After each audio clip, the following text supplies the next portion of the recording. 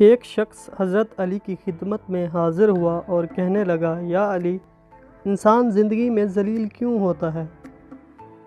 تو حضرت علی نے فرمایا، اے شخص، جس انسان کے اندر یہ 3 عادتیں ہوں وہ ضرور بے عزت اور ذلیل ہوتا ہے۔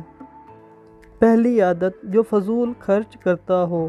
پھر حضرت علی فرمانے لگے، میں نے اللہ کے رسول سے سنا ہے، فضول خرچ کرنا شیطان کی صفت ہے۔ دوسری عادت، وہ شخص جو جھوٹ بولتا ہو۔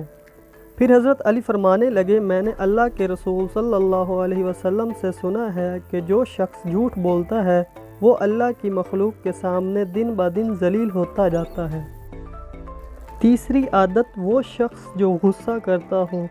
پھر حضرت علی فرمانے لگے، میں نے اللہ کے رسول صلی اللہ علیہ وسلم سے سنا ہے کہ جو شخص جھوٹ بولتا ہے وہ اللہ کی مخلوق کے سامنے دن بدن ذلیل ہوتا جاتا ہے اور بے عزتی کی دلدل میں گر کر ذلیل و خوار ہو جاتا ہے۔